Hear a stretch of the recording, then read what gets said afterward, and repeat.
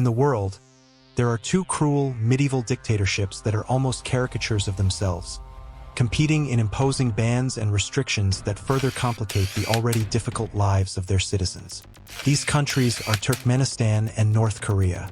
Let's compare these two nations where rulers and their close associates indulge in absolute permissiveness while ordinary people endure a miserable existence.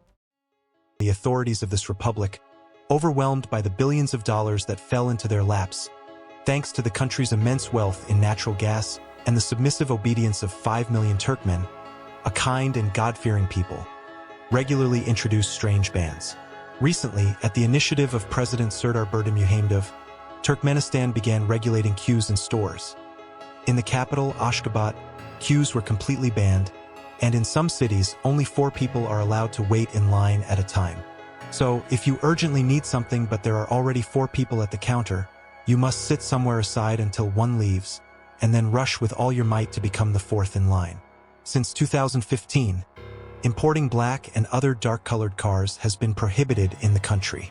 This rule is strictly enforced in the capital, Ashgabat, while control in the provinces is less rigorous. The ban on dark-colored cars was explained by the former president Gurbanguly Berdimuhamedov's preference for light colors and his fear of dark ones. According to Berdimuhamedov, black brings bad luck. Under these new rules, owners of old dark-colored cars had to repaint them. Tinted car windows were also banned. According to Deutsche Welle, the mass repainting of cars greatly benefited auto repair shops, which mostly belonged to individuals close to the authorities. In 2018, women were banned from driving in Turkmenistan. While in December 2017, traffic inspectors merely warned female drivers about the rule. By January, they had begun confiscating licenses and sending cars to impound lots. The reason was statistics presented to the president by the Minister of Internal Affairs, allegedly showing that most traffic accidents were caused by female drivers or involved them. As a result, the president ordered the minister to fix the situation. Following this, for example, female employees of state institutions were asked to sign pledges stating they would not drive. Additionally, Turkmen women are prohibited from wearing open swimsuits or bikinis, and female employees of budget institutions are banned from painting their nails, wearing gold jewelry, or lightening their hair.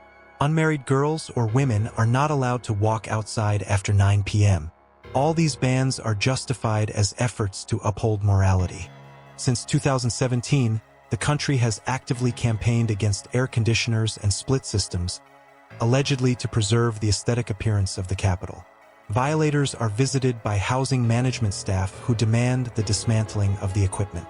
However, in 2018, temperatures in Ashgabat frequently reached over 40 degrees Celsius 104 degrees Fahrenheit in the shade, with some days reaching 46 degrees Celsius 115 degrees Fahrenheit.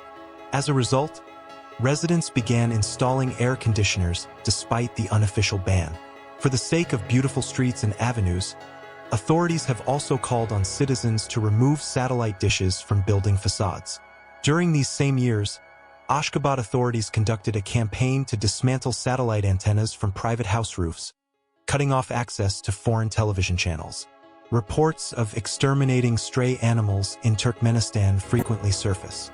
For instance, in 2020, people in military uniforms were seen shooting dogs from a car with government license plates. Citizens accuse municipal workers of scattering poisoned pieces of smoked sausage in places where people walk their pets. The authorities do not comment on the mass killing of stray dogs and cats. Sometimes, those directly involved in the exterminations justify their actions by citing diseases and viruses allegedly spread by stray animals. However, these brutal and senseless methods often harm domestic pets as well. In this country, the authorities closely monitor the style of their citizens.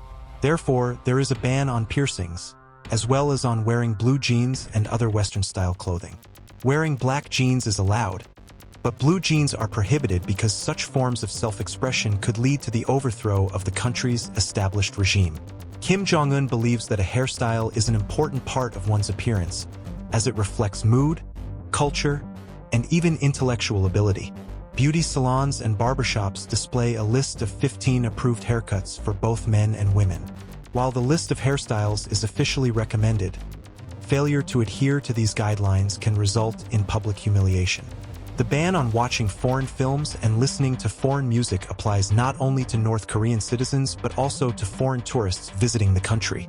It is believed that residents should only listen to patriotic or national music censored by the government and watch state-approved films. For example, viewing South Korean content, regardless of its nature, or possessing it can lead to prison sentences of 5 to 15 years. Additionally, anyone who writes, speaks, or sings in a South Korean style can also face imprisonment. Any CDs, tapes, USB drives, etc., containing banned music are subject to immediate destruction. Distributing forbidden films and songs in North Korea is punishable by death. Recently, a man in North Korea was sentenced to death for smuggling the series Squid Game into the country on a USB drive. Corruption Perception Index: 168 out of 180 in 2024. As one American diplomat wrote in 2009, it is well known among informed circles that energy companies strive to gain access to meetings with high-ranking officials, including the president, using small gifts as the key. The same diplomat described how the Russian gas company Itera bought a $60 million yacht as a gift for the president in exchange for a gas contract. The gift served as an effective incentive to speed up the deal-making process. In April 2010, the German company Daimler, which in February 2000 attempted to enter the Turkmen market, gifted an armored car worth 300,000 euros to a high-ranking Turkmen official for his birthday. Without this gift, Daimler's negotiations with Ashgabat would have been at risk. Documents available to U.S.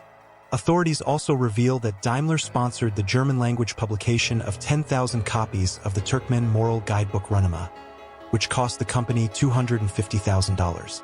The high-ranking official in question was the first president of Turkmenistan, Niyazov.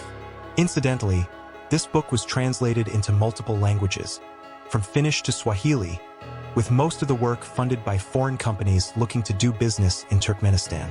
It is widely understood that to do business there, one must either bribe or entertain the top leadership with valuable gifts. Beyond corruption at the highest levels, where decisions on large contracts are made, the country is plagued by petty corruption. The residents of Turkmenistan cannot imagine their lives without concepts like greasing the wheels or expressing gratitude. Everyone believes that without paying bribes, no one will do anything, even if it falls directly within their official duties, whether it's a school principal or the head of a kindergarten.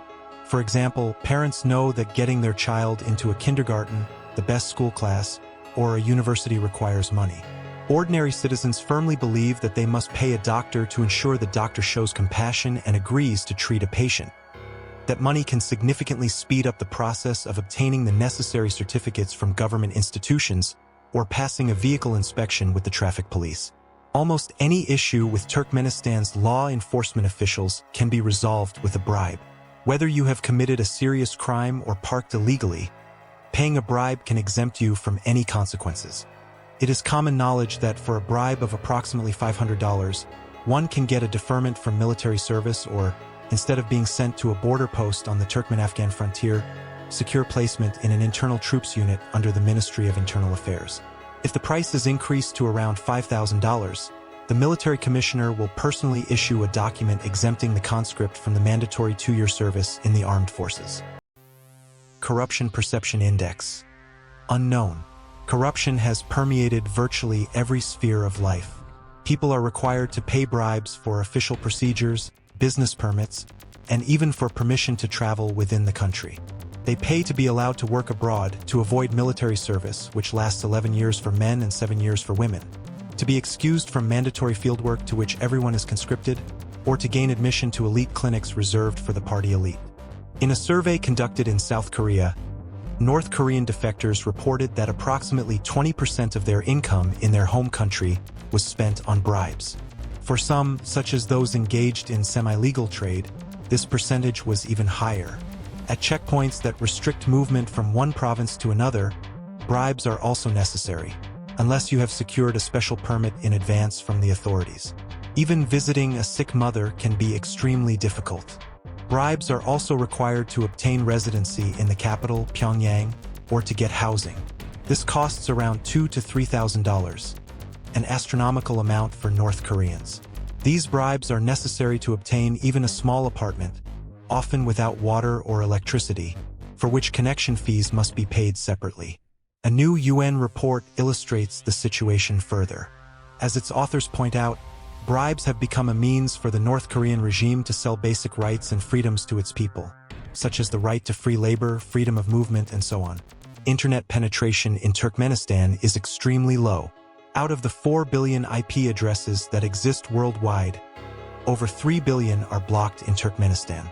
Entire subnetworks are banned under the guise of fighting undesirable content, such as independent media sites and social networks. This leads to blocked access to completely harmless resources like online libraries, encyclopedias, foreign universities' websites, and more.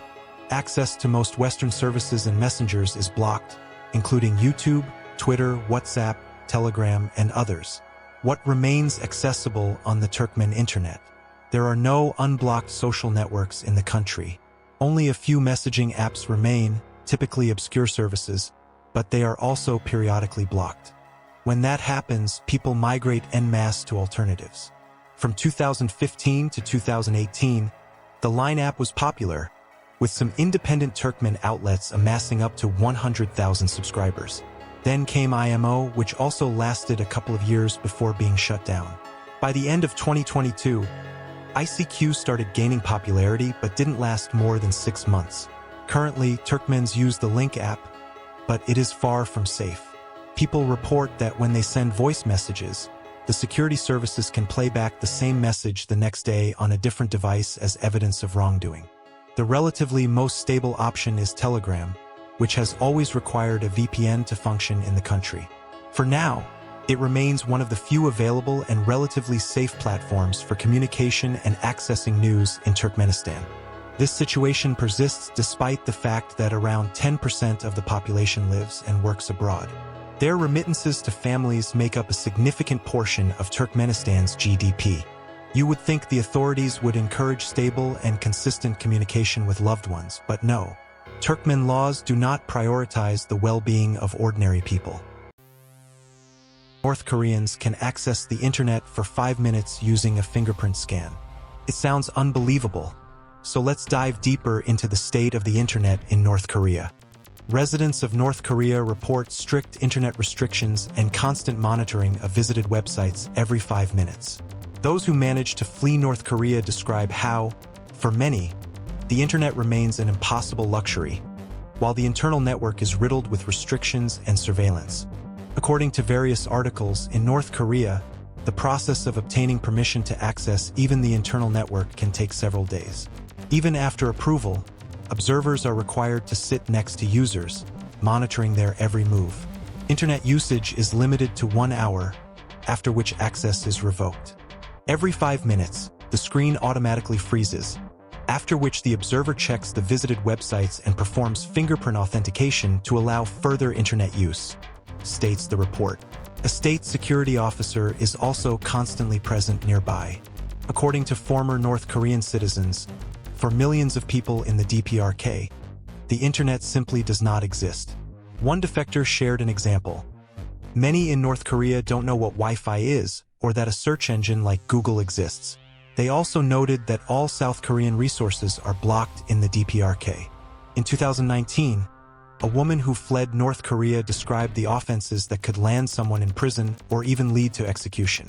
For instance, authorities actively track down foreign SIM cards used by North Koreans to access the global internet, and this offense carries extremely severe penalties. It cannot be said that prostitution did not exist in the past, even during the Soviet era. However, due to the mentality of the local population, the strict morals prevailing in society, and the morality instilled by both communist ideology and Islamic principles, prostitution was almost invisible. Previously, in rural areas, a woman suspected of loose behavior was despised and hated by all her neighbors. For her close relatives, it was considered a disgrace, and they would try to send her far away where no one knew her. But times are changing, and so are morals. Now, hiring a girl is no problem in any part of Turkmenistan, even in the most remote corners, let alone in the capital and major cities. Prices for services can be negotiated directly with the prostitute. The bargaining usually starts at 150,000 manats, less than $7, but can often drop by 2 to 3 times. As night falls, many night butterflies line up along busy streets. Prices depend, of course, on the services requested by the client. The cheapest option is so-called quick sex, which costs 25,000 manats, around $1. The lowest rates are offered by drug-addicted prostitutes, who are willing to fulfill any client's requests in exchange for a dose of drugs. This costs 10,000 to 12,000 manats, approximately 50 cents. Prostitution in North Korea exists in 2 forms. The first is semi-underground, with clients including low-level officials, army officers, mid-level security service employees, semi-legal businessmen, and anyone with money. Women involved in prostitution have official employment records, often listed as cleaners, kindergarten teachers, or similar roles. Brothels of this type are found in all major cities in North Korea and are overseen by officers of the North Korean security services. Occasionally, foreign tourists can also avail themselves of these services, and not just from women. Boys are also included on the staff of such establishments. However, prices for foreigners are significantly higher, and there is always the risk of being blackmailed later. The money collected through these means, after deducting expenses, is funneled into the state budget. The Kim regime is desperately in need of funds, especially foreign currency. The second type is the so-called pleasure teams, Kapumjo. These are elite escorts tasked with serving the upper political and military leadership of the country, as well as rare foreign guests of dictator Kim Jong-un, both domestically and abroad. In such cases, necessity is combined with profit wherever possible. These women are fully supported by the state and enjoy privileges such as access to expensive, branded clothing, elite cosmetics, and spa treatments. Often, after reaching the age of 25, party officials facilitate their marriage to low-ranking government officials or military personnel. This is considered a gesture of mercy from the dictator, a kind of reward for his subordinates. Hundreds of thousands of Turkmen citizens are essentially deprived of their homeland today. They left the country, unwilling to starve under the Niyazov-Berdimuhamedov regime, and tried to build a life abroad. However, the Turkmen authorities do everything possible to force them to return to a place they absolutely do not want to go back to. Turkmen consulates abroad refuse to renew passports for emigrants, forcing them to become illegal immigrants. Their relatives back home face pressure and are often prevented from leaving the country. Some Turkmen abroad have had to completely sever ties with their families to protect them from harassment by the authorities at home. In some countries, Turkmen immigrants are simply detained and handed over to Ashgabat. Most Turkmen arrive in foreign lands with small dreams, buying a car, educating their children, but they end up staying for decades because they cannot renew their passports. Most of them live as illegals. They send part of their earnings home, saving up for their ultimate goal, buying a house or a car. Some women marry to secure residency. This is a common occurrence. Unofficially, around 1 million Turkmens live in Turkey, but only a third have legal status, while the rest are undocumented. You cannot emigrate from here, you can only escape. The North Korean authorities refer to such escapees as deserters, emphasizing that the entire country is a massive military camp. Escapees include both officials, usually diplomats, who seek political asylum while abroad, and ordinary citizens whose journey beyond the barbed wire perimeter is fraught with deadly danger. North Korean diplomats working abroad are often forced to leave family members behind in the homeland. This measure is designed to deter defections. Exceptions are typically made only for officials from very influential families. On average, about 1,000 ordinary citizens flee North Korea every year, most of them heading to China via dangerous routes through mountains and rivers. Many escapees eventually travel to South Korea, where special programs exist to help North Korean refugees adapt to their new lives. These individuals are not fleeing in search of luxuries but out of sheer desperation. Often, their escapes are leaps into the unknown, akin to jumping off a ship into a stormy ocean because the abuse aboard has become unbearable. Even life after escaping presents serious challenges for North Koreans, particularly for diplomats. Being a North Korean diplomat means enduring a rigorous, multi-level vetting system. Diplomatic missions are the highest caste of North Korean society.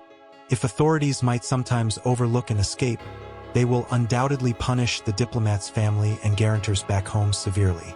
Any diplomat seeking asylum is acutely aware of this. Conclusion: thus, we have compared, in several aspects, life in the two most closed-off states in the world, Turkmenistan and North Korea, both ruled by dynasties of dictators who seem to compete over who can create the most unbearable living conditions for their citizens.